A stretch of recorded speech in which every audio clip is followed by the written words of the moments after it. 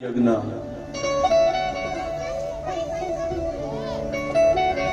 आज छठे दिन की पूजा और छठे दिन की कथा यात्रा में कथा मंडप में बैठेले सभी श्रोताजनों के हृदय में बैठे भगवान ठाकुर जी को और आप सबको मेरा व्यासपीठ पर से प्रणाम।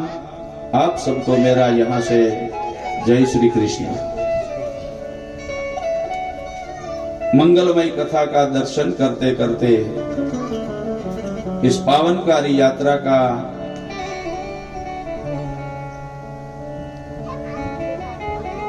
हम गंगा स्नान करते करते पावनकारी यात्रा में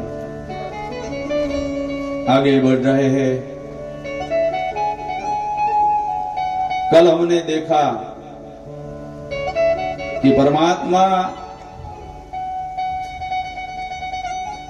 नंद और यशोदा के वहां कैसी कैसी लीलाएं करते हैं। बाल्यावस्था में भगवान ने अनेक लीलाएं की जो कर्णरम्य भी है, कान को सुनने की जिज्ञासा होती है।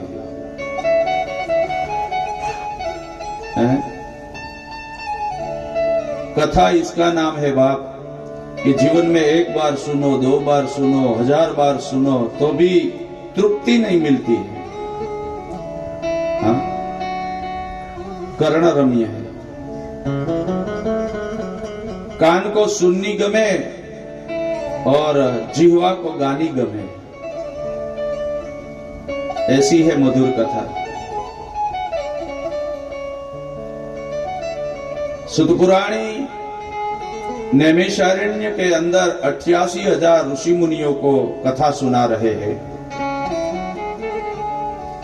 नारद जी भक्ति को दुख में से भक्ति के दोनों पुत्रों को कष्ट में से मुक्त करने के लिए गंगा के तट पर सनत कुमारों के द्वारा श्रीमद् भागवत की कथा कर रहे हैं। एक तीसरी कथा भी चल रही है, मैत्री जी और विदुर जी की कथा, वो भी भागवत कथा चल रही है। और यहाँ ऋषि पुत्र ने राजा परीक्षित को श्राप दिया और परीक्षित अपने पुत्र जन्मेजय को अपना राज्य सौंपकर सभी छोड़ के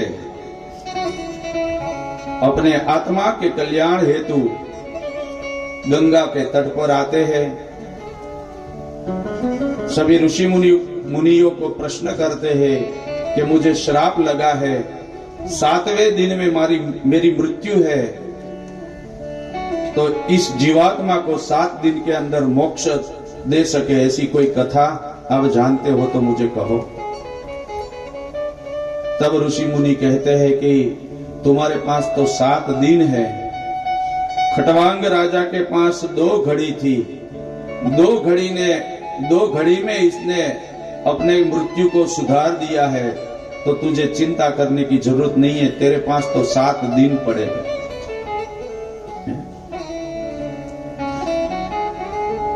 इतने में सुखदेव जी महाराज पधार रहे हैं और सुखदेव जी महाराज को गुरु बना के परीक्षित सुखदेव जी के सामने कथा सुनने बैठे हैं। अनेक ऋषि मुनि, अनेक संत, अनेक परमहंस, परीक्षित की कथा चल रही है, सुखदेव जी महाराज कथा कर रहे हैं, अनेक संत, अनेक ऋषि मुनि वो कथा सुन रहे हैं।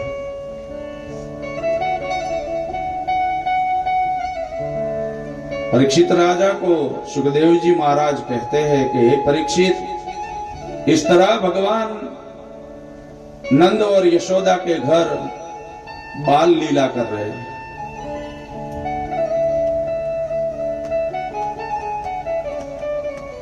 ये नावतारेण भगवान हरिरीश्वरः करोति कर्णरम्याणि मनोज्ञानी च नः प्रभो। राजा परीक्षित कहते हैं, ब्रह्मन, भगवान ने अपने अवतार लेके जो जो लीलाएं की है, जो जो चरित्र किया है, ते सब सुनने के लिए कर्ण रम्य है। मेरे कान उसको सुनने के लिए तड़प रहे हैं। ये नावतारेण, जो जो अवतार लिया है भगवान हरिश्वर, ईश्वर ने जो जो अवतार इस पृथ्वी के ऊपर लिया है, करोति कर्ण रम्याणी, वो सब सुनने जैसा है, कान को सुनने को पसंद है, कर्ण रम्य है। मनोज्ञानी च नः प्रभो। अभी भी मुझे ये कृष्ण लीला सुनते सुनते तृप्ति नहीं हुई है। मेरा मन अभी तक भरा नहीं है।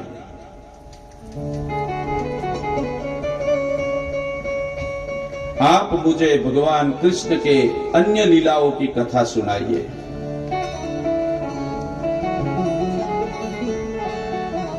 यच्छृण्वतो पत्यरति वितृष्णा सत्वं च शुद्धयन्त्य चिरेण पुंस। भक्तिरहरो तत्पुरुषे च संख्यं तदेवाहारं वद मन्यसे चेत।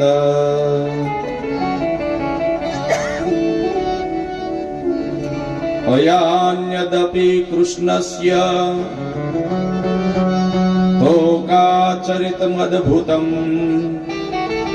मनुष्यलोकसमाद्य तजाति मनुरुद्यत। सुखदेव जी महाराज कथा प्रवाह को आगे ले जाते हुए कहते हैं कि इस तरह भगवान का, जैसे हमने कल सुना कि चतुर्थ नक्षत्र जन्म नक्षत्र आता है और बहिर्निष्क्रमण संस्कार। जब कृष्ण जन्मे तब जो नक्षत्र था रोहिणी नक्षत्र, एक बार गया, दूसरी बार गया, तीसरी बार गया और चौथी बार जन्म नक्षत्र आया। तब भगवान कृष्ण कन्हैया 108 दिन के हुए हैं, 108 दिन के। और जब कृष्ण 108 दिन के हुए तब बहिर्निष्क्रमण संस्कार का विधि किया है। मैंने कल बताया आपको, हमारे 16 संस्कार है, इसमें एक संस्कार है बहिर्निष्क्रमण संस्कार। बच्चा जब बड़ा होता है, छोटा होता है, तब माँ को थोड़े थोड़े नियमों का पालन करना पड़ता है।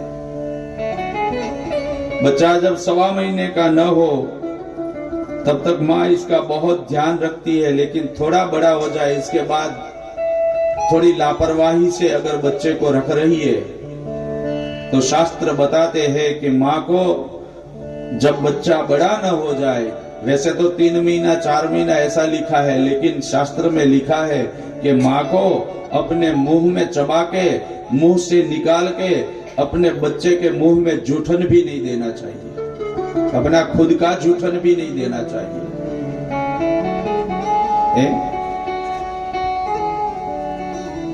बहुत ख्याल रखना पड़ता है।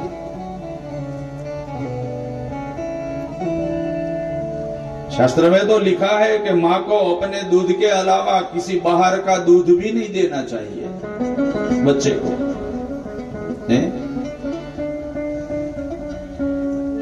जब बच्चा 6-7 महीने का हो जाए ना, तब तक तो शास्त्र में लिखा है कि माँ अपना दूध पिलाएगी ना तो वो बच्चा बहुत बहुत तेजस्वी होता है, खुद का दूध।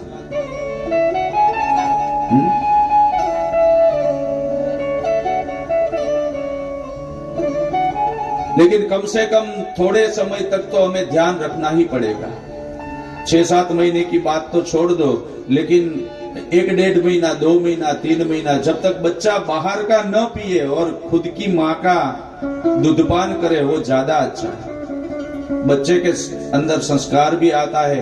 बच्चे के अंदर बाहर के दूध से जितना पोषण नहीं मिलता है ना बच्चे को, इतना पोषण अपनी माँ के दूधपान से बच्चे को मिलता है?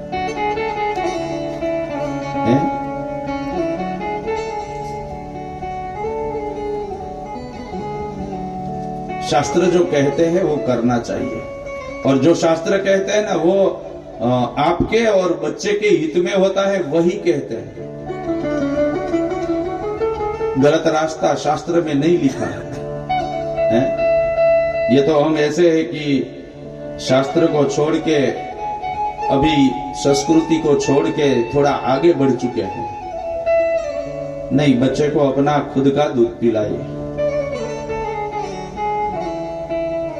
बहुत से नियम का पालन करना पड़ता है। इसके अंदर नहीं जाके कथा प्रवाह में हम आगे चलते हैं तो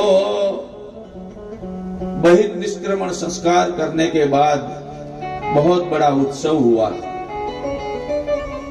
मैया ने लाला के हाथों से मैया ने बहिर्निष्क्रमण संस्कार का विधि करके अपना दूध पिला के मैया यशोदा को ऐसा लगा कि अभी पूजा पाठ में बहुत समय निकल गया है, तो पूरे गांव को हमारे घर में भोजन कराना है, रसोई भी बाकी है, और जब तक लाला सोएगा नहीं तब तक वो मुझे कुछ काम नहीं करने देगा, और अगर मुझे पूरे गांव को रसोई बना के खिलाना है तो लाला को कहीं सुलाना पड़ेगा पलड़े में। और सोचती है कि अगर सबके सामने मैंने सुलाया तो कोई गोपी इसको सोने नहीं देगी। है? गोपियों को लाला बहुत प्यारा है। जब से यशोदा के घर लाला आया है, कृष्ण आया है ना, तब सब गोपी अपने घर का सुबह का काम जल्दी जल्दी निपटा के सीधी यशोदा के घर पहुंच जाती है। कोई अपनी गोद में लेती है, कोई दूसरी लाला को लेने के लिए दूसरी के हाथ से ले लेती है अपनी गोद में। एक से लेकर दूसरी के पास, दूसरी से लेकर, कोई लाला को अकेला नहीं छोड़ती। माँ यशोदा को लगा कि अगर सभी गोपी देखती है ऐसे में लाला को सुलाऊंगा तो कोई गोपी मेरे लाला को सोने नहीं देगी। कोई आके इसका गाल खींचेगी, कोई आके इसका नाक खींचेगी, कोई आके इसका कान खींचेगी,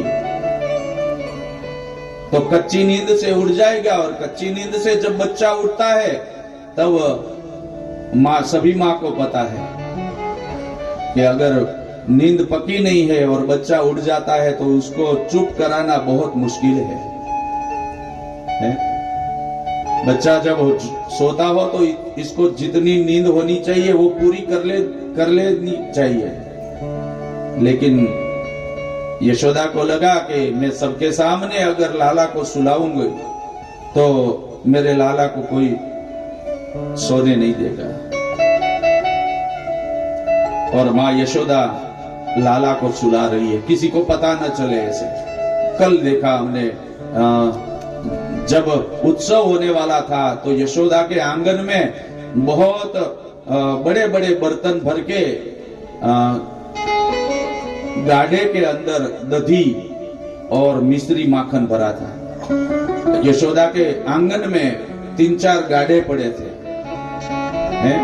बैलगाड़ी। इसके अंदर बहुत बहुत बड़े बर्तन थे और बर्तन के अंदर मक्खन और मिश्री भरी थी, दही, मक्खन, मिश्री। मैया ने सोचा कि घर के कमरे में सुलाऊंगी तो गोपी को पता चल जाएगा, वो ढूंढ लेंगी। फिर ऐसा सोचा कि दूसरी के घर जाके बोले वहां भी वो ढूंढ लेंगी। मुझे तो इसी जगह पे सुलाना है कि लाला को कोई खोज न सके। और माँ ने देखा एक बराबर छांव थी, छांव के नीचे एक गाड़ा खड़ा था। इसके नीचे माँ ने कपड़े से झोली बनाई और माँ यशोदा लाला को गाड़े के नीचे, शकट के नीचे सुलाती है।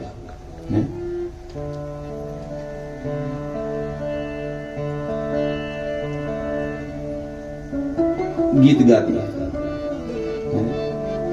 माँ बच्चा सोता नहीं है ना, तो हमारे गुरु काठियावाड़ी कहेवत है हालरडू हालरडू गए।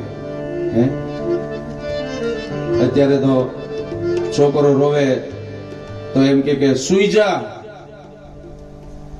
હમણાં તારો બાપ મીંદડો આવશે। બાપ ને મીંદડો કે સુઈ જા નકર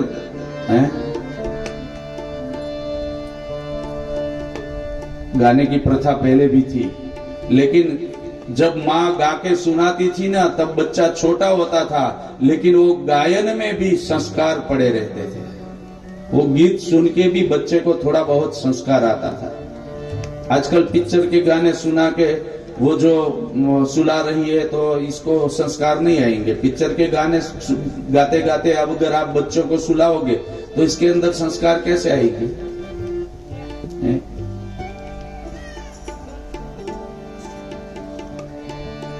बहुत मीठा मधुरा।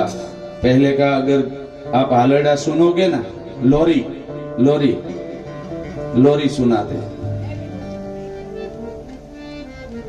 के अब मायू गेल चांदलो ने जी जबाई ने आया बाल रे, ये जी जबाई ने आया बाल।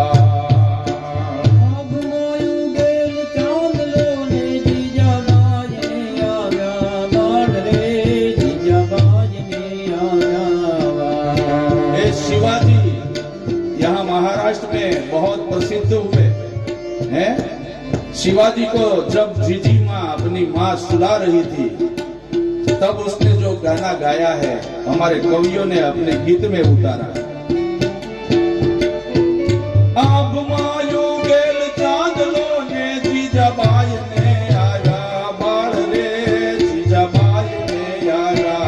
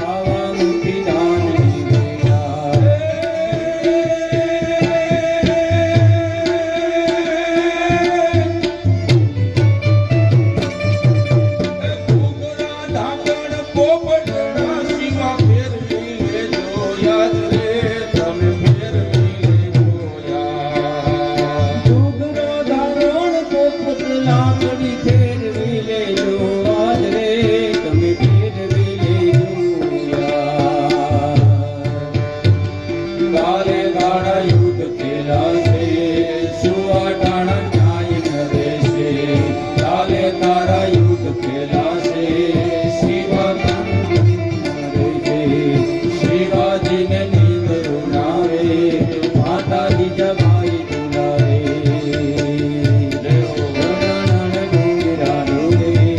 शिवाजी ने नींद रुलावे।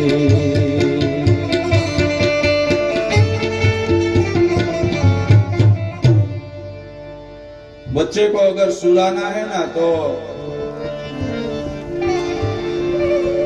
भगवान राम कृष्ण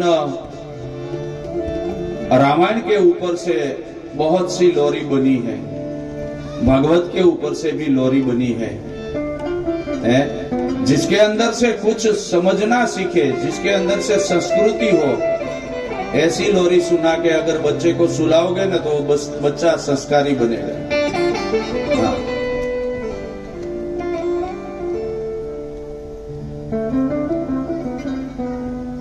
हमारे हिंदी फिल्म में भी बहुत सी लोरियां हैं।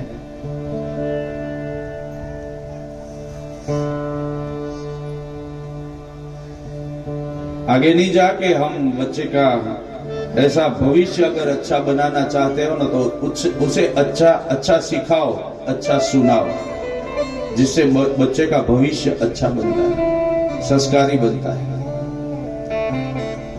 आज माँ यशोदा ने एक बैलगाड़ी के नीचे कपड़े से झोली बना के लाला को सुला दिया। सब गांव वाले आए और बहुत बड़ा उत्सव हुआ।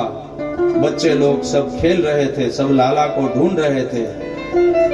वो बैलगाड़ी जो थी वो हकीकत के अंदर बैलगाड़ी नहीं थी, कंस ने भेजा हुआ शकटासुर था, शकट के रूप में आया था कृष्ण को मारने। कंस को पता चला कि पूतना गई तो पूतना को तो मार दिया, अब क्या करूं? तो उसने एक राक्षस को भेजा कि जा तू कृष्ण को मार दे। तो वो शकट का रूप लेके आया।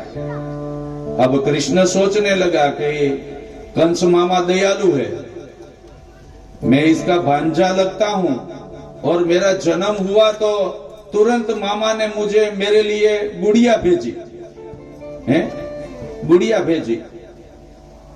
लेकिन भांजा बहुत बड़ा तूफानी है, गुड़िया जैसे आई ऐसे तोड़ दी।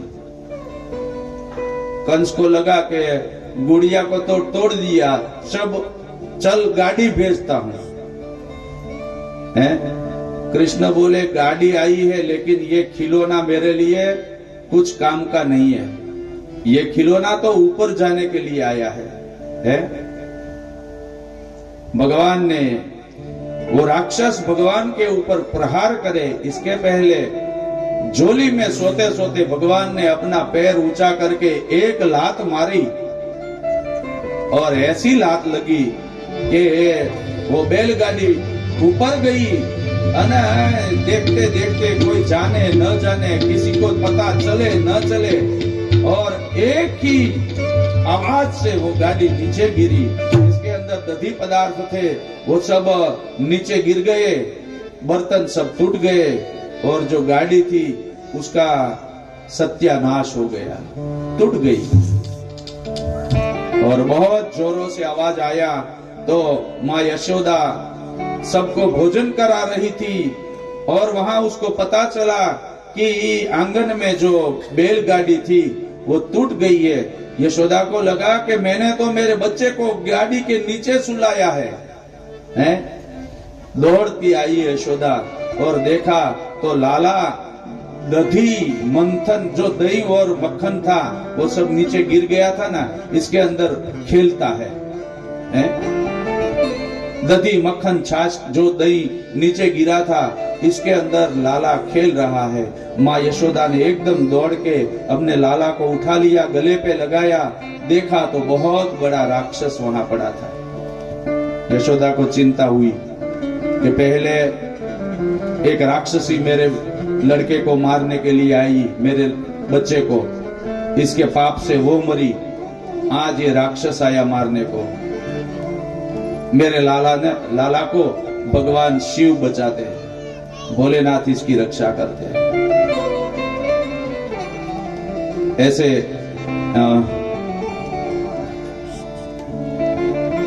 मधुर मधुर दिन निकल रहे हैं। भगवान कृष्ण अपनी लीला करते करते, ऐसा कहा गया है कि फिर तो एक बार माँ अपने लाला को अपने आंगन में बैठे बैठे दूधपान करा रही थी और यहाँ कंस ने दूसरे एक राक्षस को भेजा है और वो तृणावर्त के रूप में आया है, बवंडर के रूप में। बवंडर आता है ना गांव में, एक ही जगह पे हवा चलती है, गोल गोल गोल गोल घूमती है। तूफान आता है ना, तूफान वो अच्छा है, लेकिन बवंडर आता है ना, वो खतरनाक है।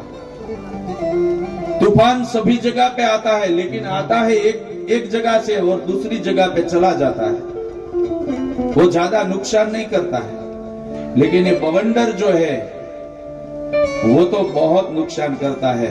धीरे धीरे धीरे वो आगे भी बढ़ता है। जैसे मानस चलते हैं, व्यक्ति चलते हैं, इस तरह बवंडर चलता है और एक जगह पे ऐसा चक्कर चक्कर घूमता है कि मानो वो बवंडर के अंदर अगर मनुष्य आ गए ना तो भी वो उसको उठा के ले जाता है और वो ऊपर कहां तक जाता है वो पता नहीं चलता। कंस ने राक्षस को भेजा और बवंडर का रूप लेके आ रहा था। तो यहाँ जैसे ट्रेन, रेलगाड़ी अगले स्टेशन से निकलती है तो जहां पहुंचने वाली है वो स्टेशन को पता चलता है कि अब अगले स्टेशन से निकल गई है, यहां आने वाली है। इस तरह माँ लाला को अपनी गोद में सुला के दूधपान करा रही थी और राक्षस जब मथुरा से निकला तो कृष्ण को पता चल गया कि मामा ने गुड़िया भेजी, वो तोड़ दी, मामा ने बैलगाड़ी भेजी, वो भी तोड़ दिया, अब मामा प्लेन भेज रहे हैं। भांजा बहुत तूफानी है। हाँ, तो भगवान कहता है कि सोचते हैं कि इसको मैं कैसे मारूं, है? अब वो बवंडर के रूप में आ रहा है तो वो मुझे ऊपर उठा के ले जाएगा और ऊपर तो मुझे मेरा वजन बढ़ा के उसको मारना पड़ेगा और मेरा वजन बढ़ता है कि नहीं बढ़ता है वो प्रयोग, वो राक्षस आई, इसके पहले माँ के ऊपर कर दूं। तो माँ यशोदा अपनी गोद में लाला को लेकर दूधपान करा रही थी और देखना जब माँ दूधपान कराती है ना तब माँ की ध्यान कहाँ रहता है, बच्चे के मुंह के ऊपर। कभी नाक देखती है, कभी कान देखती है, कभी बाल संवारती है? कोई भी, प्रत्येक माँ आजकल भी अपनी गोद में जब लेके स्तनपान करा रही है ना तब देखना माँ का एक हाथ बच्चे के पेट के ऊपर और हाथ के ऊपर फरता है और दूसरा हाथ जो है ना वो माँ का बच्चे के सर के ऊपर घूमता है और एक नजर से देखती है बच्चे को। यशोदा देखती है लाला दूधपान कर रहा है और लाला ने सोचा कि माँ के ऊपर थोड़ा प्रयोग कर लूं, मेरा वजन बढ़ता है कि नहीं बढ़ता है। लाला ने अपना वजन वहां माँ की गोद में सोए सोए ही बढ़ाया और यशोदा को जब वजन लगा ना तब वो सोचने लगी कि इतना वजन तो मेरे लड़के में था नहीं, आज मैं थक गई हूं इसलिए मुझे वजन लग रहा है। बोले कब से पी रहा है दूध, चलो मैं भी थक गई हूं। ऐसा सोच के यशोदा जहां बैठी थी वहां से घर के अंदर न गई, लेकिन वहां कपड़ा बिछा के लाला को धरती पे सुला दिया और वो काम करने चली गई। और जब काम करने गई इसी क्षण वो राक्षस भयंकर बवंडर का रूप लेके यशोदा के आंगन में आया और कोई देखे न देखे, कोई समझे न समझे, तब लाला के ऊपर आया और लाला को उठा के आकाश में ले गया। बहुत ऊंचा गया, बहुत ऊंचा गया, रजसा तमसा व्रतम हो गया गोकुल। दिन में अंधेरा हो गया, सूर्य ढक गया, प्रकाश खत्म हो गया, सभी जगह पे अंधेरा दिखने लगा और गोकुल वाले समझे कि ये क्या हो रहा है? एकदम निस्तेज हो गया पूरा गोकुल। माँ यशोदा दौड़ के आई तो लाला को देखा नहीं, लाला लाला करके, लेकिन वो राक्षस को बहुत ऊपर ले गया और राक्षस को लगा कि अब बहुत ऊपर से लेके चला आया हूँ, नीचे गिरा के मार दूं। और जब वो गिराने गया तो भगवान ने इसका गला पकड़ लिया। अरे भैया, तुमने मेरे साथ पार्टनरी की है, मैंने तुझे नहीं पकड़ा, तूने मुझे पकड़ा है। अब तूने मुझे पकड़ा है तो तुझे जो पकड़ना आता है ने तो मुझे भी पकड़ना आता है, लेकिन तू पकड़ता है तो मारता है और मैं पकड़ता हूँ तो तार देता हूँ तुझे तार दूंगा मैं। और भगवान ने जितना जोर था इतनी मुष्टिका का प्रहार किया और राक्षस का प्राण निकल गया। जोर से आवाज करके वो राक्षस एक शिला के ऊपर गिरा, इसके ऊपर भगवान कृष्ण गिरे। सब दौड़ के आए तो देखते हैं तो राक्षस के शरीर के ऊपर कृष्ण खेल रहे हैं। सबने जय जयकार किया है। बवंडर के रूप में आए तृणावर्त का भगवान वध करते हैं। माँ यशोदा फिर से रोने लगी कि थोड़े थोड़े समय पे मेरे लाला के ऊपर घात आ रही है, राक्षस उसको मारने आते हैं, लेकिन परमात्मा की कृपा से इसको कुछ नहीं होता है। जो मारने आता है वो खुद मर जाता है। बहुत सुंदर कथा है। सुखदेव जी महाराज कहते हैं, दैत्यानां न तृणावर्त कंसभृत्य प्रणोदित चक्रवात स्वरूपेण जहारासिनं वर्कम दैत्यानां न तृणावर्त।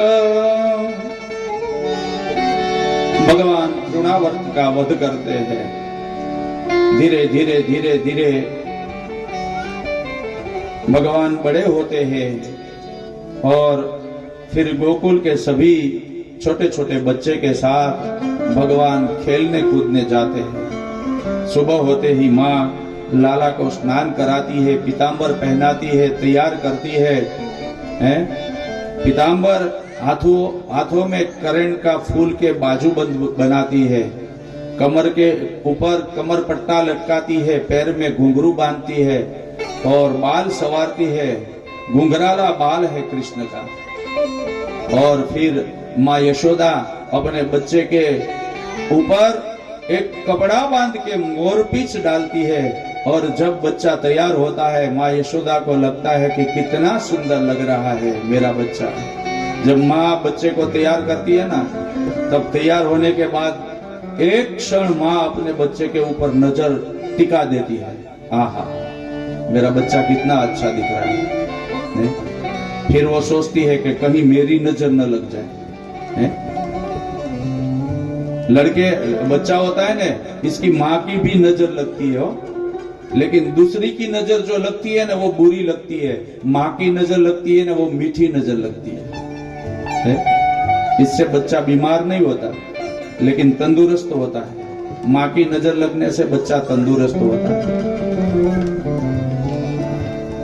मोरपींछ सर के ऊपर लगा के तैयार करके कान में कुंडल और मालाएं पहनाती है, वैजंती माला, और माँ अपने बच्चे को काला टीका लगा देती है।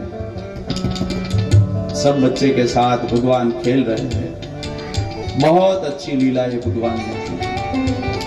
फिर तो मैंने आपको कल बोला कि भगवान गोकुल के सभी घर के सभी बच्चे के साथ एक मंडल तैयार करते हैं, एक पूरा मंडल है, कमेटी बनाते हैं, कमेटी। इसमें गोकुल के जितने भी घर के बच्चे थे वो सब इसके अंदर सभ्य थे।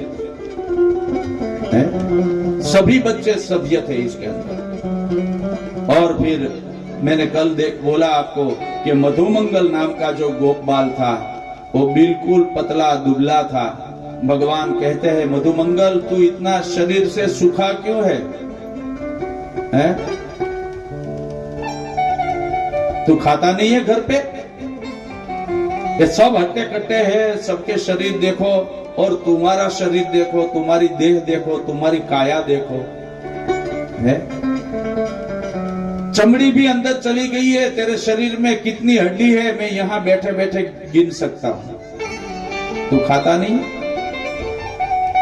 तब मधुमंगल बोला कि भैया हम तो गरीब लोग हैं, आप जितने दही दूध और मक्खन खाते हो ना, इतना हमारे नसीब में नहीं आता है। हमारे घर तो 2 गैया है, कभी एक दूध देती है तो एक नहीं देती है। इसमें हमारे पूरे परिवार का गुजारा चलता है। और तुम्हारे घर में तो बहुत से बर्तन भरे रहते हैं, आप जितना चाहे इतना खा सकते हो। कृष्ण कहते हैं कि भाई तेरे घर में नहीं है तो बाजू वाले के घर से मांग के खाना चाहिए। तो मधुमंगल बोलता है मांग के खाने से 1 2 3 दिन सब देंगे, पूरी जिंदगी मांग के कोई नहीं देगा। कृष्ण बोलते हैं तो चोरी करके खा। मधुमंगल बोला कि भाई ये 1.5 पसली जो दिख रही है ना, वो भी तू तोड़वा देगा, मुझे ऐसा लगता है। अरे चोरी करने से जब मैं पकड़ा जाऊंगा ना तो मेरी पीठ किसी का मार सहन करेगी, इतनी शक्ति मेरे में नहीं है?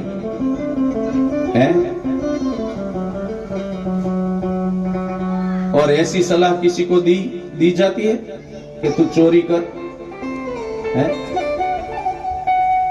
और मधुमंगल ने बोल दिया कि भाई मेरे में हिम्मत नहीं है चोरी करने की, अगर मुझे अच्छा बनाना है तो तू चोरी करके मुझे खिला।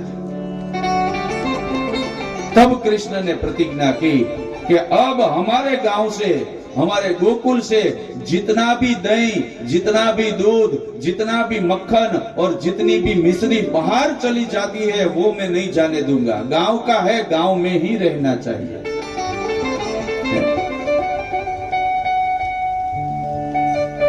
और सभी गोपियों की मटकियां तोड़ देते थे भगवान कृष्ण। जो मक्खन लेके मथुरा बेचने जाती थी या तो कंस का कर देने जाती थी, उसको पता था कि कंस राजा है, उसने गोकुल के ऊपर कर रखा है कि जितना मक्खन आपके घर होता है इसमें से आधा आप लेना और आधा मथुरा के राज्य में पहुंचा देना।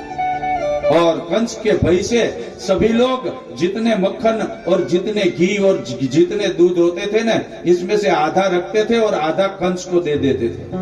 और कंस क्या करता था, वो मक्खन आता है, जो घी आता है, वो अपने पहलवान को पिलाता था, इसकी हड्डी मजबूत करने के लिए, क्योंकि वो झगड़ा कर सके, बांध सके, किसी को मार सके।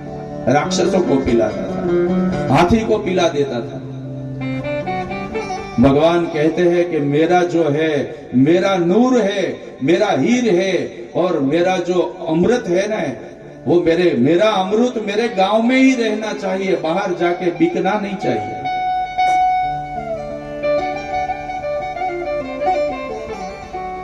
तो गोपियां जब सर के ऊपर मटकी का बेड़ा लेके कंस को देने जाती थी न, तब रास्ते में भगवान कृष्ण कंकर मार के गोपी की मटकी फोड़ देता था। और जब मटकी फूट जाती थी तो अंदर जो दधी पदार्थ थे सब नीचे गिर जाते थे और सब ग्वाल वो दधी पदार्थ है वो गोपी से चोरी करके खा जाते थे। ऐसी लीला भगवान ने की है। सुखदेव जी महाराज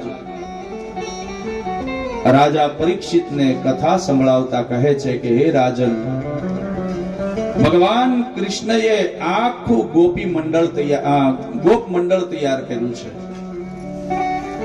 જેટલા ગોવાળિયા છે એની અંદર એ બધા એ મંડળની અંદર શામિલ છે। એક એક ઘરનો છોકરો એ મંડળની અંદર છે। પછી 20-25 ગોવાળિયા હતા એ બધાએ વિચાર કર્યો, એવું નક્કી કર્યું કે રોજ એક ઘર લૂંટવા જવાનું, એક ઘરમાં ચોરી કરવા જવાનું રોજ. અને જે કાંઈ માખણ, મિશ્રી, ગોરસ જે કાંઈ હોય એ બધું આપણે ખાઈ જવાનું, બાકી બધું ઢોળી નાખવાનું,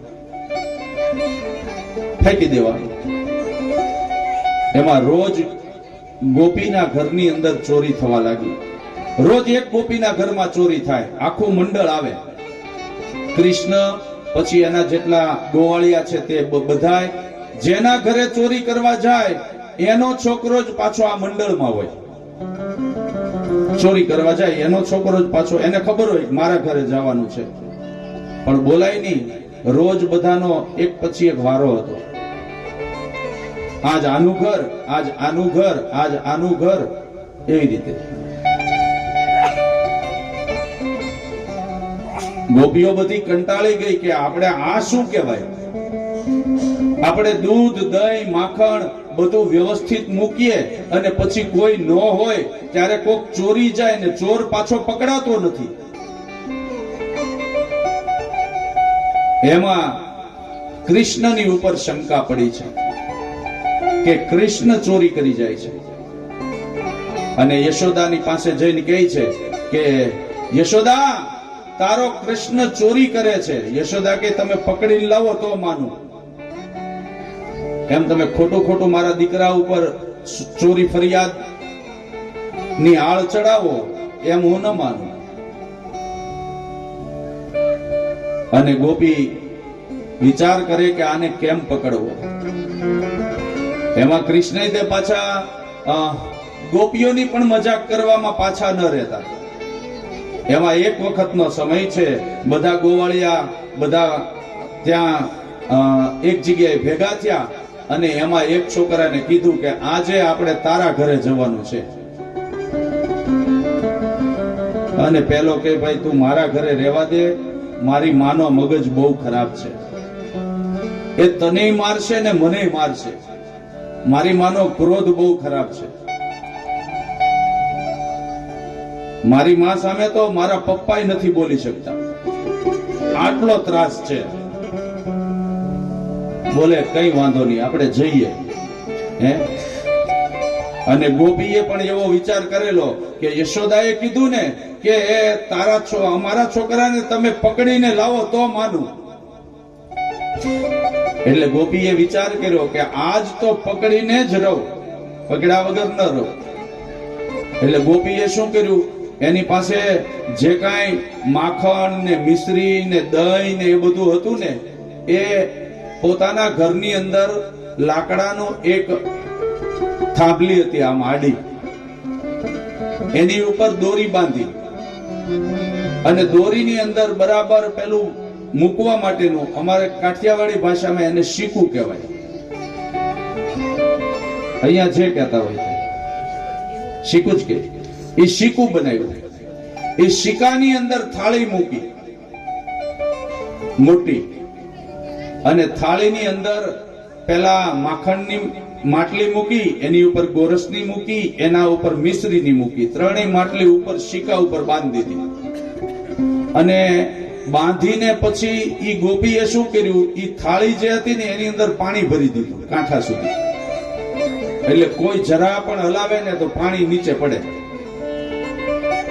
શીકું બાંધ્યું, એની અંદર થાળી મૂકી, થાળી આખી પાણીથી ભરી દીધી, એની અંદર માખણ, મિશ્રી, ગોરસ એના જે માટલા હતા એ મૂકી દીધા.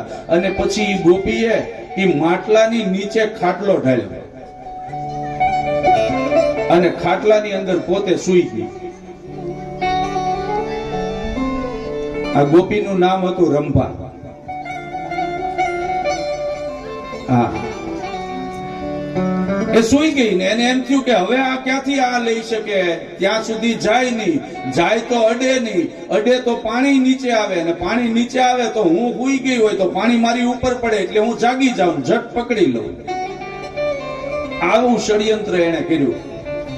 અને બધા આવ્યા, કૃષ્ણ ને આખું મંડળ. ઈ ગોપીનો જ છોકરો પાછો હતો એની સાથે. અંદર જઈને જોયું, ત્યાં પેલો છોકરો કે જો મારી માની બુદ્ધિ જો, હવે કઈ રીતે તું લઈશ આમાં? ક્યાં ઉપર બાંધેલું છે ને એની નીચે ઈ હૂતી છે. હમણાં જાગી જાય ને તો આપણા બધાના પગ ભાંગી નાખશે. હવે એક કામ કરીએ, આજ આપણું મારું ઘર રહેવા દઈએ, બીજે જઈએ. કૃષ્ણ કહે નહીં, આજ તો તારું ઘર જ લૂંટવું છે. તારી માં હોશિયાર છે તો આપણે શું કઈ આપણે હોશિયાર નથી? આપણે એના કરતા હોશિયાર છીએ, આપણે એના કરતા ચતુર છીએ.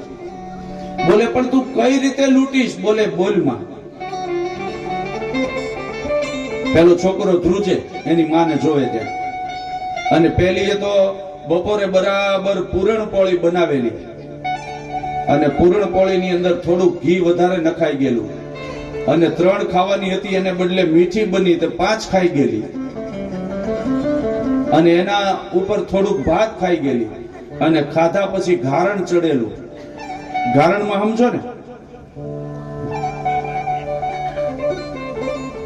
ઊંઘ આવી ગઈ, બહુ નીંદ આવી ગઈ, આમ ઘસઘસાટ ઊંઘતી હતી. ક્યારેક ક્યારેક તો એના નાકમાંથી પાવા જે કઈ વાગતા હતા. પેલો કે હવે તું કઈ રીતે આની અંદરથી લૂંટીશ? બોલે કઈ નહીં, 1 મિનિટ તું ઉભો રહે. એના ગોપીના છોકરાને કે તું વાંકો વેલ. ગોપીનો છોકરો કે પણ તમે મને પેલી મારી માં મારી નાખશે. બોલે તું હું કહું એમ કર.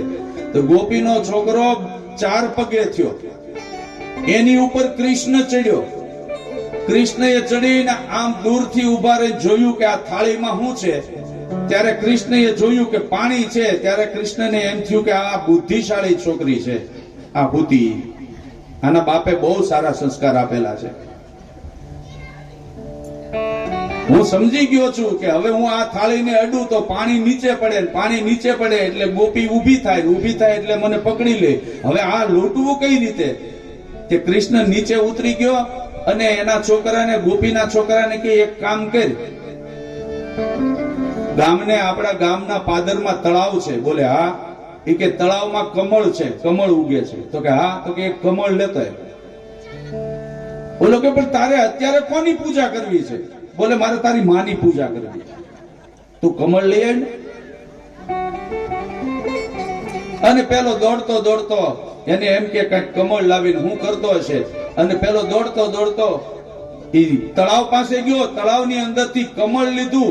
કમળ લઈ અને અંદર આવીને કૃષ્ણના હાથમાં આપ્યું ને તો ઓલાને એમ કે શું કરશે? પેલાને એમ કે હું જોયું. તે કૃષ્ણએ કમળની આવી દાંડલી હોય નાળ, તે ઉપરથી ફૂલ તોડી નાખ્યું. અને પછી એના છોકરાને પાછું કીધું કે હવે તું પાછો 4 પગે થા.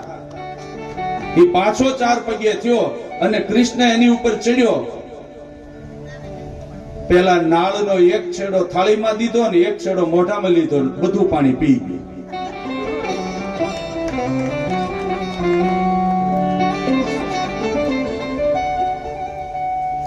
ગોપીનો બાપો આવે તો જાગે. પાણી હતું એ બધું પી ગયો. થાળી કરી ખાલી, માટલા ઉતારી લીધા નીચે. પેલી તો ઘસઘસાટ ઊંઘે છે. એના ખાટલાની ચારે બાજુ બધા ઉભા રહ્યા. અને કૃષ્ણ પેલા છોકરાને કહે મોઢું તું ખોલ. તે આ બાજુ કૃષ્ણ ઉભો હોય, પેલી બાજુ એનો છોકરો ઉભો હોય, વચ્ચે ગોપી સૂતી હોય. તે કૃષ્ણ અહીંયાથી માખણનો લોંદો લઈને પેલા છોકરાને મોઢામાં મારે, બીજાને ખવરાવે, ત્રીજાને ખવરાવે. એમ કરીને માખણ ઉડાડ્યું. ગોપીના ગાલ ઉપર, ગોપીના નાક ઉપર, ગોપીના માથા ઉપર, બધી જગ્યાએ માખણ ચોટાડી દીધું. પણ પેલી ઊભી નહોતા, કારણ કે પેલી પૂર્ણપોળી ખાધેલી ને.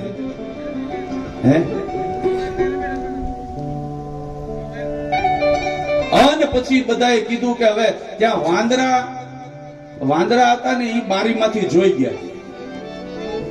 કૃષ્ણ તો દિવાલની અંદર માખણ ચોટાડતા હતા કે એક વાંદરાએ કૃષ્ણને બોલાવ્યા, અહીંયા આવો, અહીંયા. હા, તે કૃષ્ણ વાંદરા પાસે ગયો બારીમાંથી. વાંદરો કે તમે શું કરો? તો કે માખણ ખાધું. તો કે આ ઉડાડો છો શું કામ? તો કે હવે ભાવતું નથી, બહુ ખવાઈ ગયું છે. બોલે તો અમે તમને રામા અવતારમાં મદદ કરી હતી. સીતાને લેવા ગયા ને ત્યારે પાણા અમે ઉપાડ્યા હતા. પથ્થર અમે ઉપાડી અને સમુદ્રમાં નાખ્યા અને સેતુ બંધાણો ત્યારે તમે સામે કિનારે ગયા ને રાવણને મારીને સીતાને લઈને આવ્યા, ત્યારના અમે ભૂખ્યા છીએ. યુદ્ધમાં કઈ ખાવા નતું દીધું તમે. અત્યારે હવે તમે બધું હેઠું નાખી દો છો, એના કરતા અમને ખવડાવો નહીં તો કે આવી જાવ આખી ગેમ, આખી ફોજ આવી જાવ. વાંદરા તો વંડી ઠેકી ઠેકીને બધા આવ્યા. અને કૃષ્ણએ વાંદરાને પણ બહુ માખણ ખવડાવ્યું છે, આવું લખ્યું છે. અને પછી બધા નીકળ્યા કે હાલો હવે જટ. એ નીકળવા જાય એમાં દરવાજા સુધી બધા પહોંચ્યા અને કૃષ્ણ ઉભા રહી ગયા. કૃષ્ણ ઉભા રહ્યા ને બરાબર દરવાજાની બહાર જતા હતા. કૃષ્ણ ત્યાં ગોપીના પતિને આવતો જોયો, એના વરને આંખેથી દૂરથી. કૃષ્ણએ ઉભા રહીને એના છોકરાને કીધું 5 મિનિટ ઉભા રહો. પેલો છોકરો કે દોડ જલ્દી, હવે મારી માને જાગવાનો ટાઈમ થઈ ગયો છે. બોલે એક કૌતુક કરીએ. બોલે હવે કૌતુક નથી કરવું, આપણે ચોરી કરી લીધી, આપણું જે કામ કરવાનું હતું એ થઈ ગયું, તો આપણે નીકળીએ હવે. બોલે એમ નહીં, આજે તો તારી માન તારા બાપા બે બાંધે એવું કરવું છે. એ કૃષ્ણએ પાછા વળી અને ગોપી સૂતી હતી ને પણ એના વાળ ખુલ્લા હતા, ઈ પાછા પલંગની નીચે લબડે આમ વાળ. એટલે વાળ લઈ વાળના 2 ભાગ કરી અને પાયાની સાથે, ખાટલાનો પાયો હતો ને એની સાથે ગાંઠ મારી દીધી વાળની. અને પછી ધીમેકથી મટકામાંથી પાણી લઈને ગોપીના માથા ઉપર છાંટ્યું. અને છાંટ્યું ને એકદમ ઝટ ઊભી થવા ગઈ. જ્યાં ઊભી થવા ગઈ ત્યાં વાળ ખેંચાણા પાછી પડી પલંગ. એના છોકરાને કે વાળ કોણે બાંધ્યા મારા? ત્યાં ગોપીનો વર અંદર પ્રવેશ કરે છે. કૃષ્ણએ કે આ તો મોહન કાકાએ બાંધ્યા છે તમારા વાળ, મેં કાંઈ નથી બાંધ્યા. મોહન કાકો એટલે ગોપીનો પતિ. એના પતિની સામે ઝઘડો કરવા મળી કે છોડો મને, આવી રીતે તમારે બાંધી દેવા. પેલો કે હું તો ઘરે નહોતો, મને ખબર નથી. બોલે છોડો એટલે તમારી વાત છે. અને કૃષ્ણ પછી નીકળી ગયા છે. આવી લીલા તો કૃષ્ણ સિવાય કોઈ ન કરી શકે. હે ભગવાન કૃષ્ણનું ચરિત્ર કોઈ વર્ણવી પણ ન શકે, કરી તો ન શકે પણ વર્ણવી પણ ન શકે. સરસ્વતી બ્રહ્મા પણ ભગવાન શ્રી કૃષ્ણની લીલાનું વર્ણન ન કરી શકે.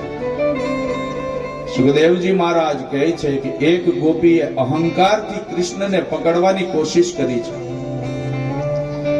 અહંકાર આવ્યો છે. અહંકારથી ગોપીએ યશોદાને કીધું છે કે હું સાબિત કરી દઈશ કે તમારો દીકરો જ ચોર છે. આ બનેલી ઘટના છે. અને પછી બીજા જ દિવસે ભગવાન કૃષ્ણ એના ઘરે જ ચોરી કરવા જાય છે. ગોપી એક અનાજ ભરવાની કોઠીની આડી સંતાણી છે. અને આખું મંડળ આવ્યું અને કૃષ્ણને થયું કે આ મારે આજ આના હાથે પકડાઈ જવું છે. હું જોઈ લઉં છું કેમ મારી મા પાસે લઈ જાય. અને જ્યાં ચોરી કરતા એમાં આને તો પકડાવું જ તું. અને ગોપી દોડીને આવીને કૃષ્ણનો હાથ પકડી લીધો કે હવે ક્યાં જાય? સાબિત કરી દઉં તારી માને. આખું ઘર વળી બધા શાવકાર થઈને આટા મારો છો કે મારો છોકરો ચોર નથી, મારો છોકરો ચોર નથી. અમે ફરિયાદ કરીએ તો પણ તારી માં એમ કહે છે કે સાબિત કરી દો. આ સાબિતી એમ કરીને હાથ પકડી લીધો. અને કૃષ્ણ કહે કે રેવા દે ગોપીને, કે હવે હું નહીં ચોરી કરવા આવું, બસ હું તને પગે લાગુ. બોલે નહીં, યશોદા કહે છે ને કે મારો દીકરો ચોર નથી, આજ એની સામે મારે સાબિતી આપવી છે. કૃષ્ણ ના પાડે, ગોપી છોડતી નથી. હવે એ ગોપીનો છોકરો પાછો ગોપીને કહે છે કે માં છોડી દે ને મારા પ્રમુખને. કૃષ્ણ પ્રમુખ હતો, એનો પ્રમુખ.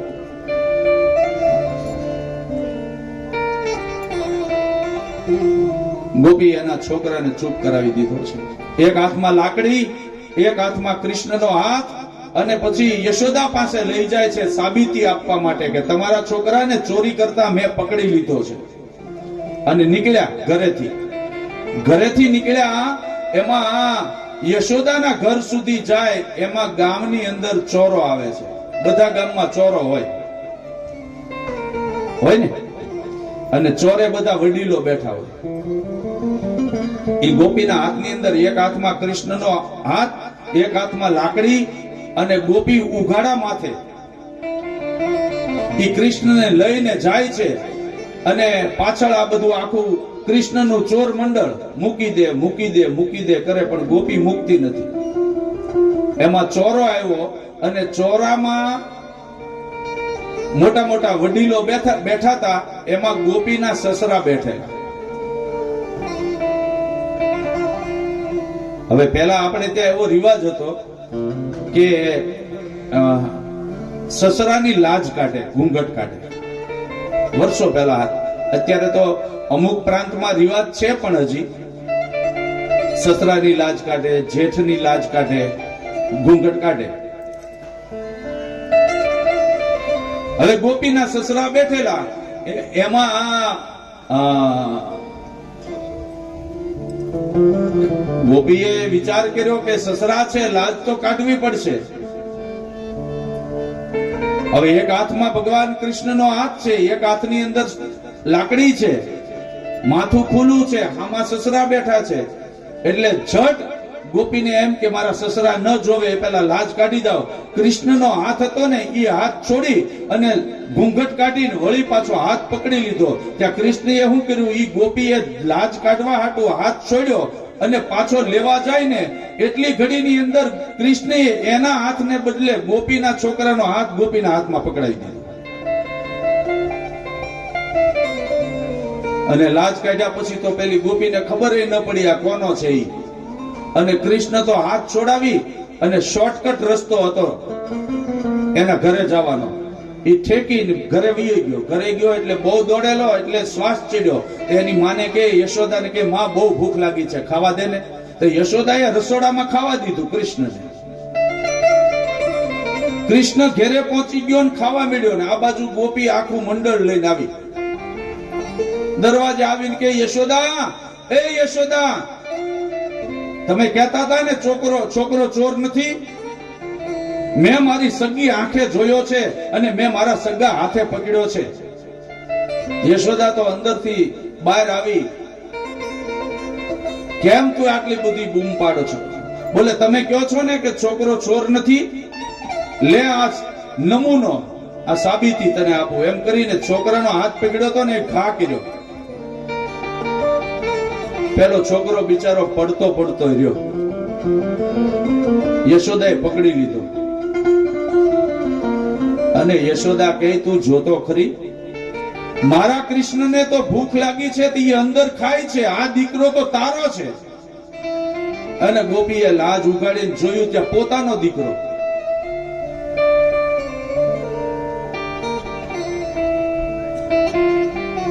અને ગોપી કહે છે કે તું ક્યાંથી? એના છોકરાને કહે. બોલે, માં અધવચ્ચેથી તે પાછો મારો હાથ પકડી લીધો. બોલે, પ્રમુખ, ત્યાં તો અંદરથી ખાતો જમતો બહાર નીકળ્યો, મોઢા ઉપર દહીં ચોટેલું. શું છે બધું આ બધું, કેમ ધમાલ કરો છો? અને ગોપીએ કૃષ્ણને જોયો ને, ત્યાં એને એમ થયું કે આને કોઈ ન પહોંચી શકે. હે, આવી લીલા છે. ઘણા છોકરા રમે, એમાં કૃષ્ણ છે ને થોડા શ્યામ હતા, કાળા હતા. રાધા ગોરા હતા, રાધાજી ગોરા હતા. રાધાજી પણ ત્યાં ગોકુળમાં, વૃંદાવન થી ગોકુળમાં બધાની સાથે રમવા માટે આવે છે. અને રાધા અને કૃષ્ણને બંનેને અલૌકિક પ્રેમ છે. રાધા કૃષ્ણના પ્રેમનું વર્ણન ભાગવતજીની અંદર બહુ ઓછું મળે છે, પણ રાધા અને કૃષ્ણ ગોલોકેશ્વર અને ગોલોકેશ્વરી છે. ગોલોકની અંદર રાધા છે કે તે ગોલોકેશ્વરી છે, અને ગોલોકની અંદર ભગવાન કૃષ્ણ છે તે ગોલોકના નાથ છે. રાધા કૃષ્ણની જોડી છે. એમાં કોઈ પણ પ્રસંગ હોય ને ત્યારે બધા સાથે હોય, બહુ મોટો ઉત્સવ મનાવે. એમાં એક બાજુ બધા વડીલો બેઠા હોય, એક બાજુ બધા છોકરા રમતા હોય. એમાં ઘણી વખત આપણે આપણા છોકરાને રમવા માટે મોકલીએ, શેરીના છોકરા નથી ઘણી વખત ખીજવતા, કઈ ચીડવે એને. હે એવી રીતે કૃષ્ણને બધા છોકરા જ્યારે મળે ને ત્યારે કાળિયો કાળિયો કહે, તું કાળો છો, તું કાળો છો. હે કૃષ્ણ કહે, તમે મને કાળો કેમ કહો છો? બોલે, તારા માં યશોદા ગોરા, તારા બાપા નંદ બાબા ગોરા. યશોદા ગોરા છે, નંદ બાબા ગોરા છે, અને તું કાળો છો. એનો અર્થ એ છે કે તું યશોદાનો દીકરો નથી. બધા ગોવાળિયા કહે છે. અને કૃષ્ણ રડવા મળે. યશોદા પાસે આવીને કહે, માં હું તારો દીકરો છું ને? બોલે, હા. બોલે, માં આ બધા મને એમ કહે છે કે યશોદા કાળા, યશોદા ગોરા, નંદ બાબા ગોરા, ને તું એટલો કાળો છો ને એટલે તું નંદ અને યશોદાનો દીકરો નથી. માં હું તારો દીકરો છું ને? બોલે, હા. યશોદાની આંખમાં આંસુ આવી ગયા. એ કે તું મારો દીકરો છો બેટા, તને કોણ ના પાડે છે? કૃષ્ણ કહે, નહીં માં, તો મને એક બતાવ્યું કે તમે ગોરા છો, નંદ બાબા ગોરા છે, અને હું તારો જ જો દીકરો હોઉં તો કાળો કેમ? હવે આનો જવાબ યશોદા શું આપી શકે? શું આપે? માં કદાચ ગોરી હોય, બાપ ગોરો હોય, દીકરો કદાચ શ્યામ થયો હોય, કાળો થયો હોય, તો એ છોકરો એની માને પૂછે કે હું કોનો દીકરો છું? યશોદાને કૃષ્ણ કહે છે કે હું કાળો કેમ થયો એનું કારણ બતાવ્યું. હે મને એનું કારણ બતાવ્યું. યશોદા કે બેટા એનું કારણ શું હોય? બોલે, નહીં, ગમે તે, તમે ગોરા છો, નંદબાબા ગોરા છે, તો હું ગોરો હોવો છું, પણ હું કાળો કેમ થયો? એટલે આજ યશોદા કહે છે, બેટા તું કાળો કઈ રીતે થયો, તારે જાણવું છે? બોલે, હા. અને યશોદા એને બતાવે છે કે જરા ઇતના બતા દે કાના, तेरा रंग काला क्यों? जरा इतना बता दे काना, तेरा रंग काला क्यों? जरा इतना बता दे लाला, तेरा रंग काला क्यों? जरा इतना बता दे लाला, तेरा रंग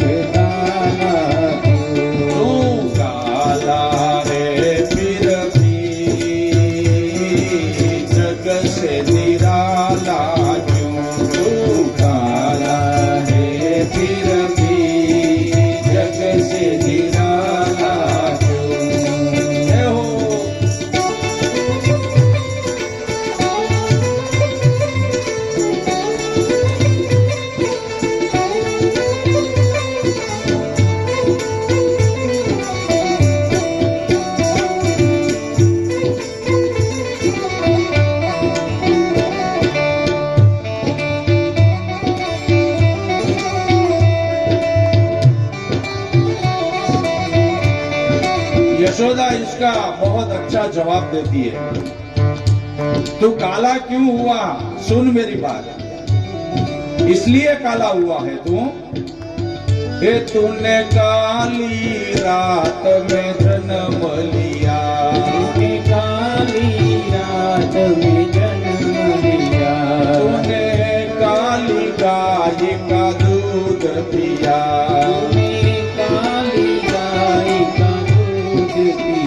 तूने काली रात में जन्म लिया, तूने काली रात में जन्म लिया, तूने काली गाय का दूध पिया, तूने काली गाय का दूध पिया, तेरी कमली भी काली है इसीलिए काला तो, तेरी कमली भी काली है इसीलिए काला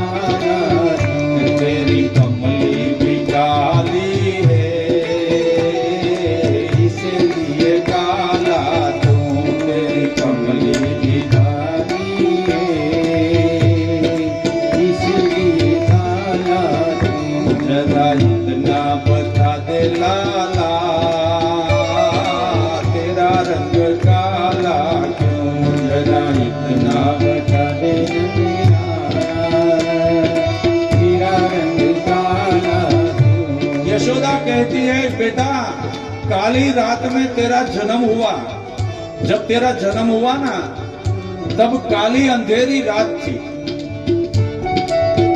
श्रावण महीना था इसलिए बादल छा गए थे और रात को 12 बजे तेरा जन्म हुआ और कृष्ण पक्ष में हुआ, शुक्ल पक्ष में नहीं कृष्ण पक्ष में हुआ।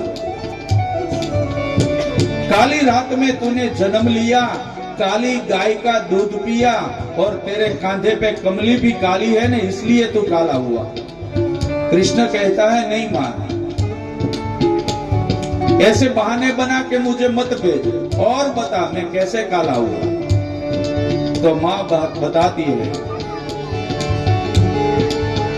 गोपिया तुम्हें रोज ले जाती है, गोपिया तुम्हें रोज ले जाती है, गोपिया तुम्हें रोज ले जाती है, गोपिया तुम्हें रोज ले जाती है, अपनी पलकों पे तुझको बिठाती है, अपनी पलकों पे तुझ पे बिठाती है, अपनी पलकों पे तुझको बिठाती है, अपनी पलकों पे तुझको बिठाती है, गोपी नैनों में गजरा लगाती है, गोपी नैना लगाती है, गोपी नैनों में गजरा लगाती है, गोपी नैनों में गजरा लगाती है, गजरे का रंग काला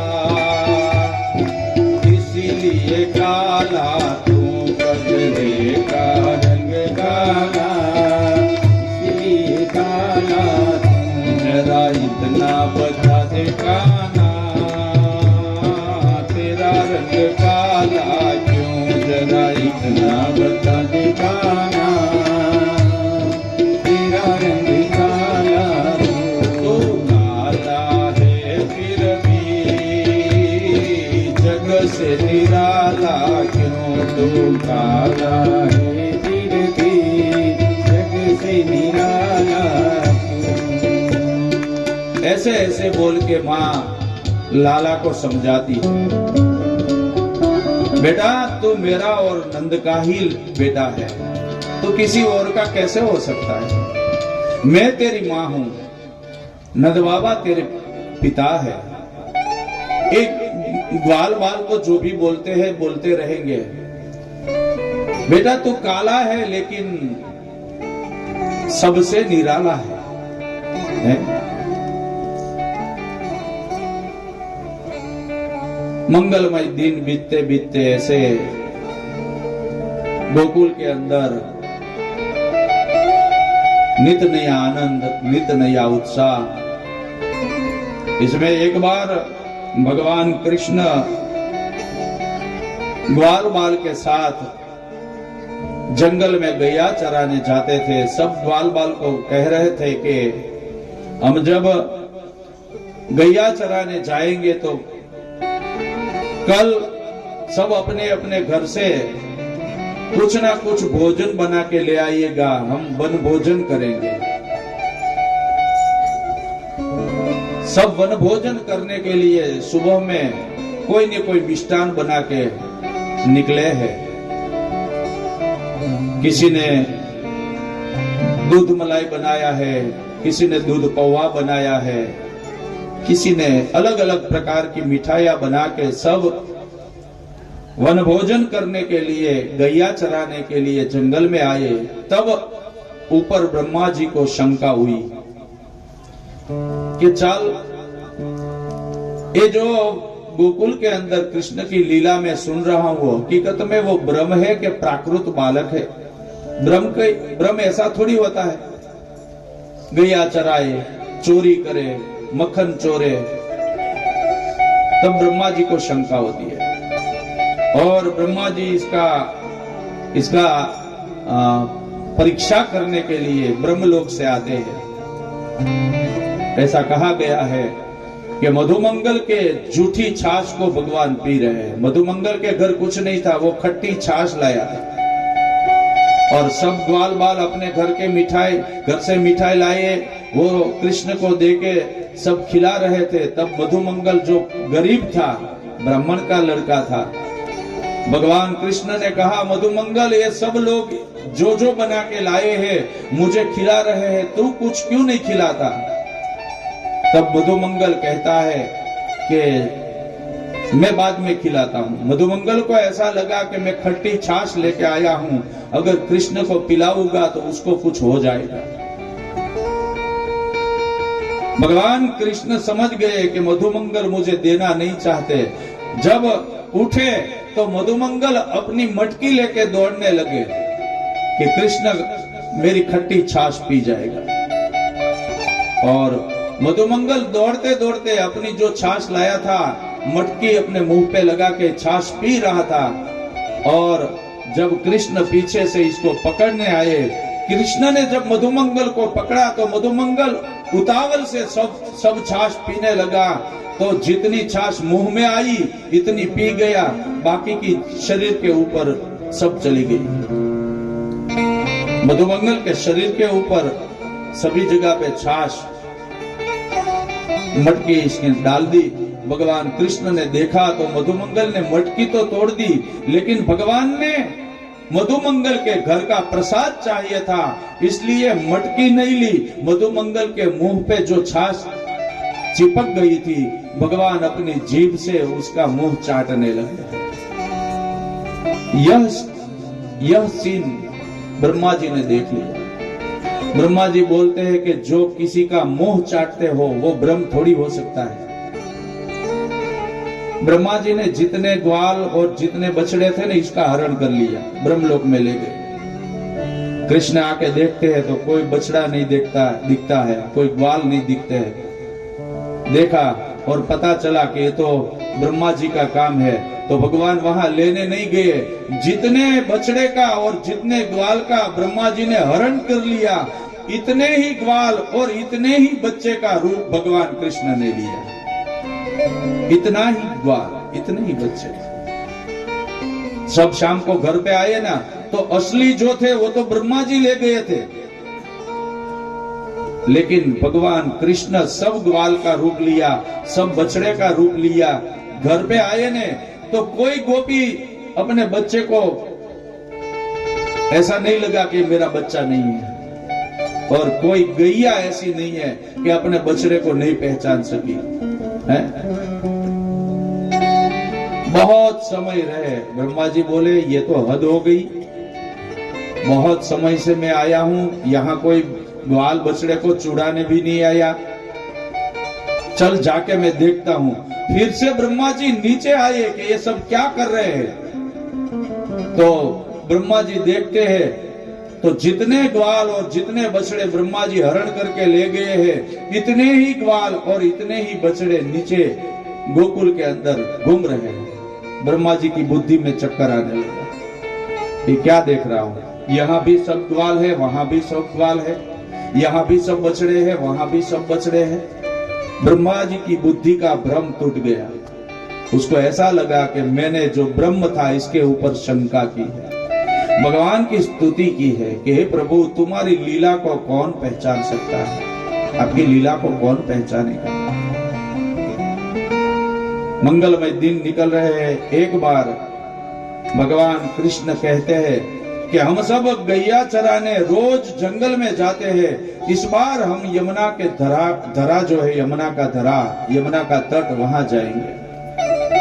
तो सब ग्वाल बाल बोले वहां नहीं जाना चाहिए, यमुना के धरे के अंदर एक नाग रहता है, काली नाग। काली नाग इतना खतरनाक है कि इसका जहर नहीं, लेकिन इसकी जहर की ज्वाला भी अगर हमको छू गई ना तो हम मर जाएंगे। वहां आज तक कोई गया नहीं है, कोई पशु पक्षी भी इसके ऊपर से उड़ नहीं सकता है। पानी पीने की बात तो छोड़ो, वो धरे के ऊपर से पक्षी इस किनारे से सामने किनारे जाएगा तो धरे के अंदर से इतनी जहर की वराल निकलती है कि उड़ते पक्षी को भी नीचे गिरा देती है, मार देती है? भगवान कृष्ण वहां जाते हैं, गेड़ी दड़े रमते हैं, गेड़ी दड़े का खेल खेलते हैं। ऐसा नियम है कि कृष्ण ने ऐसा नियम किया है कि जिसके हाथ से दड़ा अंदर जाएगा, बॉल वो निकालने जाएगा, तो खेलते खेलते एक बच्चे ने जो जोर से दड़े को मारा, दूसरे के पास गया, दूसरे ने मारा, कृष्ण के पास गया। कृष्ण को तो करना ही था, इसने जोर से मारा तो दड़ा सीधा यमुना के धरे में गया।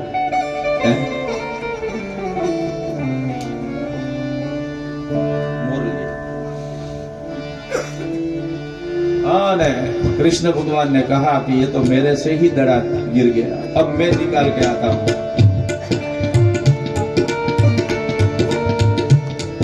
सब ग्वाल वाल बोले नहीं कृष्णा, ये दड़ा जाने दे, दूसरा नया बनाएंगे, इसके अंदर काली नाग रहता है, तू जाएगा तो मर जाएगा।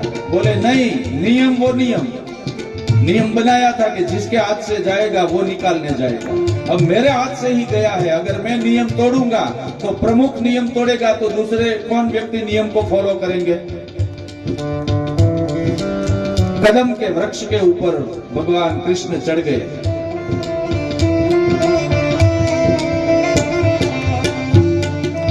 और कदम के वृक्ष के ऊपर चढ़ के पीतांबर का कछोटा लगा दिया, उत्तरी वस्त्र था अपने कमर पे लपेट दिया, अपनी माँ यशोदा को, अपने बाबा नंद बाबा को, अपने गुरु को, अपने इष्ट देव को नमस्कार करके मल्ल की तरह अपने दोनों खभे को वो थपथपा के सब ग्वालिया ना बोलते हैं नहीं कृष्ण धरे में मत जा, और सब ग्वाल ना बोलते रहे और कृष्ण ने धरे के अंदर छलांग लगा दी। और जब धरे के अंदर गिरे, पानी में विक्षेप हुआ, बड़े बड़े लोट ऊपर आए और सीधे तलिए गए जहां काली नाग सोहरा। एकदम 1000 फैन से काली नाग कृष्ण को देख रहा है, कौन है तू, मेरे साम्राज्य में पैर रखने की हिम्मत कैसे की तूने, नहीं जानता है मुझे तो, आज तक यहाँ कोई नहीं आया है और जो आया है वो बच के नहीं गया है, तेरी हिम्मत कैसे हुई। बोले मैं तुझे जगाने आया हूँ, तुझे यहाँ से निकाल के जाऊंगा। कृष्ण कहते हैं काली नाग इतना भगवान कृष्ण के ऊपर जोर जोर से प्रहार करता है, एक के बाद एक फेंड से भगवान कृष्ण के ऊपर प्रहार करता है। जिस फेंड से नाग प्रहार करता है वो फेंड के ऊपर भगवान पैर रख के वो फेंड को तोड़ देते थे। 1 2 3 50 100 500 1000 फेंड से काली नाग ने जब भगवान कृष्ण के ऊपर प्रहार किया और कृष्ण ने अपने गुरुदेव को नमस्कार करते हुए, अपने माता पिता को नमस्कार करते हुए, अपने इष्ट देवता को नमस्कार करते हुए भगवान महादेव का नाम लिया, हर हर महादेव, हर हर महादेव। यशोदा रोने लगी, नंद बाबा रोने लगे, गोपाल सब रोने लगे, पानी के ऊपर लहू आ गया, पानी का धरा एकदम हरा हो गया। सबको पता चला कि अब कृष्ण जिंदा बाहर नहीं आएगा।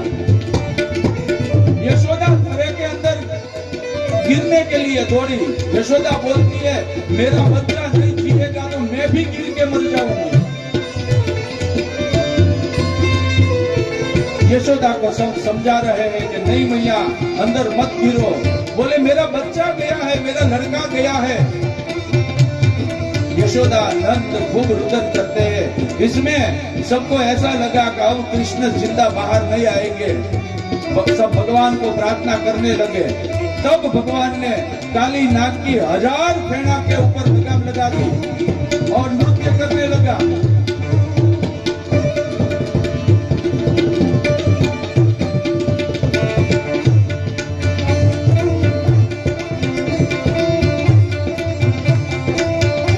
महादेव का नाम लेके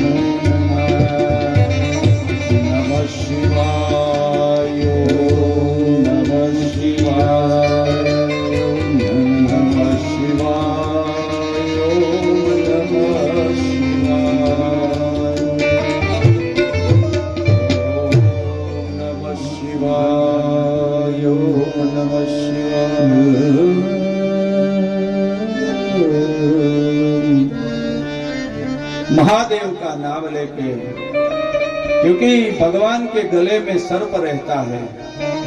कृष्ण ने सोचा कि महादेव का नाम लूंगा तो ये सर्प मुझे कुछ नहीं कर सकेगा। और भगवान कृष्ण अपने इष्ट देव को महादेव को मानते और महादेव की स्तुति करके काली नाग की 1000 फेड़ा के ऊपर भगवान नृत्य करते करते यशोदा को और नंद को तो ऐसा लगा कि अब हमारा लड़का इस धरा से जिंदा बाहर नहीं आएगा। यशोदा अपने बच्चे के पीछे, अपने लड़के के पीछे यमुना जी के धरे में डूबकर मरने के लिए तैयार हुई थी, लेकिन सबने यशोदा को पकड़ लिया।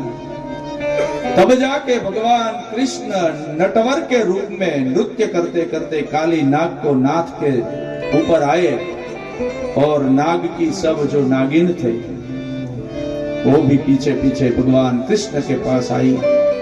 दोनों हाथ जोड़ के भगवान कृष्ण को प्रार्थना करने लगी कि प्रभु, मेरे पति का अहंकार था कि उसको कोई नहीं मार सकता, लेकिन हम आपको प्रार्थना करती है, हम किसके सहारे जिएंगे? हम नागिन लोग आपके चरण में आई है, हमारे पति को मुक्त कर दो। भगवान कृष्ण ने नागिन की स्तुति का स्वीकार किया है और सभी नागिन को आशीर्वाद दिया। काली नाग को कहा कि तेरे अहंकार के हिसाब से मैंने आज तुझे दंड दिया है, जा तू इस यमुना के धरे को छोड़ के, यमुना को छोड़ के चला जा। तब काली नाग कहता है, प्रभु कहां जाऊं? जहां भी जाता हूं तो पक्षी गरुड़ जो तुम्हारा वाहन है, विष्णु का जो वाहन है, वो हमको खा जाता है। तब भगवान ने काली को कहा है कि काली कुछ नहीं होगा, मैं तुझे आशीर्वाद देता हूं और तू यहां से चला जा। काली का दमन करके भगवान ने काली को शिक्षा दी है और वहां से जाने के लिए कहा। तो एक द्वीप है, रमणक द्वीप, इसमें काली अपने परिवार के साथ चला गया है। ऐसी लीलाएं होते होते माँ को भगवान कृष्ण ने 2 बार अपने मुख में विश्व रूप का दर्शन कराया है। एक दूध पीते पीते जब उसने उबासी आई और माँ का ध्यान गया तो ऐसा लगा कि मेरे लड़के के, मेरे बेटे के मुंह में पूरा ब्रह्मांड है। और एक जब गैया चराने गए तब ग्वाल बाल माँ यशोदा को फरियाद करने लगे, माँ लाला ने माटी खाई है, मिट्टी खाई है। माँ यशोदा दौड़ के आती है, लाला को पूछती है, बेटा तूने मिट्टी खाई? बोले नहीं माँ। बोले ये सब तो बोल रहे हैं। कृष्ण कहता है ये सब झूठे हैं, मिट्टी खाई थी तो भी वो सबको झूठे बता रहे, ये सब झूठ बोल रहे हैं। मैया ने दाऊ जी को पूछा, बलराम को बोला, बलराम इसने मिट्टी खाई? बोले हाँ माँ, मेरे सामने खाई। यशोदा कहती है, कृष्ण बलराम बोल रहा है बड़े भैया, और तू बोलता है मिट्टी नहीं खाई। तो कृष्ण ने क्या कहा, मैया 7-8 दिन से ये सब एक साथ मिल गए हैं और मुझे अकेले को अकेला कर दिया है। मेरे साथ झगड़ा हुआ ना, ये सब लोग मेरे साथ अच्छी तरह से बर्ताव नहीं करते हैं। हम लोग सब आते हैं साथ में लेकिन एक दूसरे के साथ बोलते नहीं है। ये सब लोग मेरे से अलग हो गए हैं और मैया ये मुझे बहुत चिढ़ते हैं, मुझे बहुत तंग करते हैं। और माँ आप बोलती हो ना बलराम, लेकिन बलराम पहले झूठ बोल रहा है, पहला झूठ तो बलराम बोल रहा है। यशोदा माँ बलराम को कहती है, बलराम तू झूठ बोले? मैया मैं तेरे आगे झूठ बोलूंगा, लगता है तुझे? नहीं बेटा तू नहीं झूठ बोलता। तो कृष्ण आया तो क्या मैं झूठ बोलता हूं? मेरे ऊपर विश्वास नहीं है। अब माँ किसके ऊपर विश्वास करे, बलराम के ऊपर करे या कृष्ण के ऊपर? माँ को तो धर्म संकट आ गया। कृष्ण बोलती है, कहते हैं माँ तुझे मेरे ऊपर विश्वास है ना? बोले हाँ बेटा विश्वास है। तो बस मैंने नहीं खाया। बलराम बोलता है कि माँ तुझे मेरे ऊपर विश्वास है ना? बोले हाँ। तो मैं कहता हूं इसने मिट्टी खाई है। यशोदा सोचने लगी कि अब इसकी परीक्षा कैसे लूं। तब कृष्ण ने माँ यशोदा को कहा कि माँ मैं कहूं वो भी झूठ मान ले, बलराम कहे वो भी झूठ मान ले। एक काम कर, मैं मुंह खोलता हूं, तू मेरे मुंह के अंदर स्वयं अपनी नजर करके देख ले, मैंने मिट्टी खाई होगी तो तुझे पता चल जाएगा। और माँ बैठी और कृष्ण को कहा खोल अपना मुंह। और जब भगवान कृष्ण ने अपने मुंह खोले ना तो पूरे ब्रह्मांड का दर्शन माँ को कराया है, पूरे ब्रह्मांड का।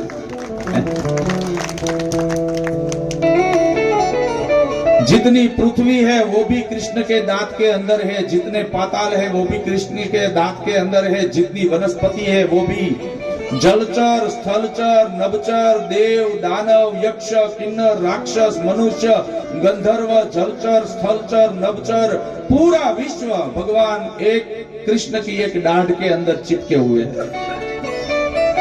माँ को चक्कर आ गया है, क्या मैं देख रही हूं।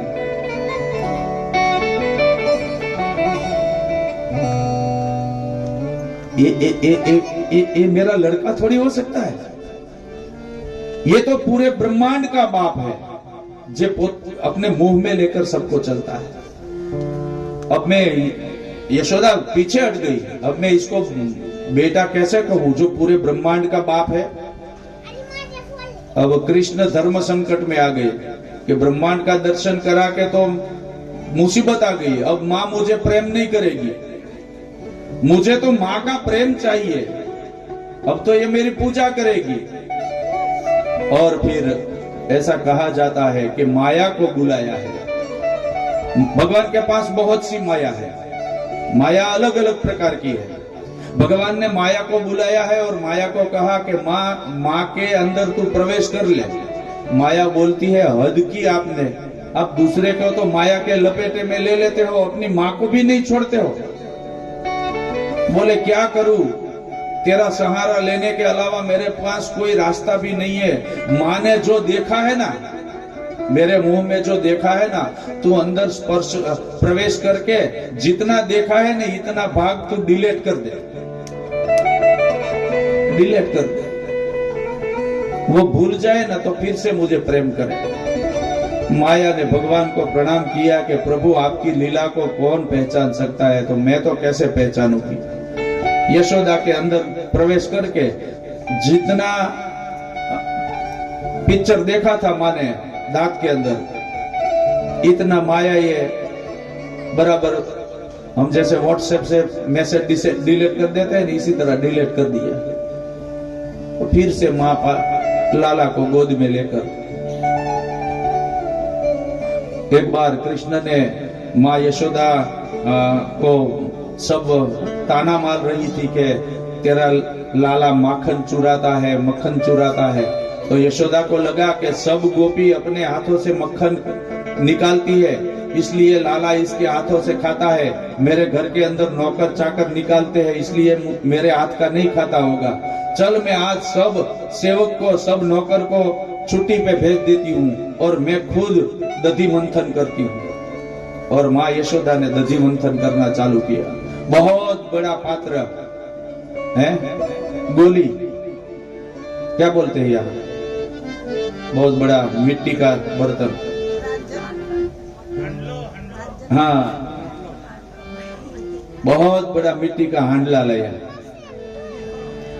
और उसको एक बहुत बड़ी वो पानी की इंडोनी आती है, इसके ऊपर रखा और इसके अंदर रवैया डाला है और फिर नेत्रा बांध के एक वो अटपटू से क्या समझाऊं तुमने, ऐसी ऐसा खंभा था मकान का ओसरी में, ऐसी थामली थी, इसके अंदर मटका बांध रस्सी बांधी और माँ ने छोटी सी बैठने के लिए खाटली बनावी थी। हमारे यहाँ खाटली के એટલે તમને ખાટલીમાં કહી દઉં, નાનો એવો ખાટલો અંદર ભરેલો વાણ હે દોરી બાંધેલી, પછી એની ઉપર માં બેસી ગઈ। આ થોડો ગુજરાતીમાં લઈ લો, બેસી ગયા પછી રવિયો અંદર નાખ્યો અને પછી માએ નેત્રા લીધા હાથમાં હે અને છાશ ફેરવે છે અને ગાતી જાય। અને જોજો તમે આપ થોડા ધ્યાન દેના,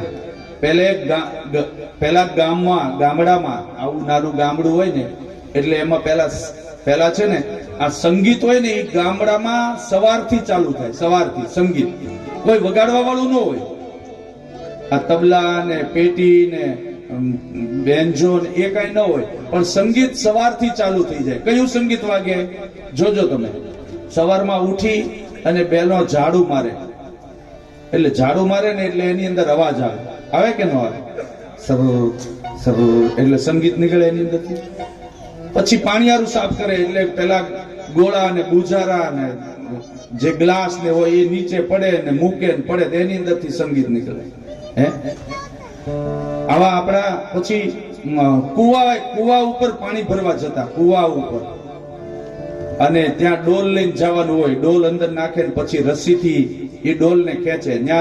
ન્યા પેલી હોય ચકડી ગરેડી, એ ગરેડી પછી લોખંડની હોય ને લોખંડના સળિયા ઉપર હોય, એટલે ડોલ ને અંદર નાખે ત્યારે કિચ કિચ કિચ કિચ અવાજ આવે ને પાછી ખેંચે ત્યારે કિચ કિચ કિચ કિચ અવાજ આવે ને, એટલે ત્યાંથી સંગીત ઉઠે। ગામડામાં પેલા આવા સંગીતો સાંભળવા, હવે બધું પૂરું થઈ ગયું। અત્યારે હજી આ ગામની અંદર કે નાનું, પણ શહેરમાં તો કાંઈ ન સંભળાવા, શહેરમાં તો ગાડીના હોર્ન સિવાય કાંઈ સંભળાતું નથી। પોપ પોપ પોપ એ સિવાય કાંઈ નથી સંભળાતું। અને माँ यशोदाए हांडले के अंदर रवैया डाल के फिर गाने का चालू किया।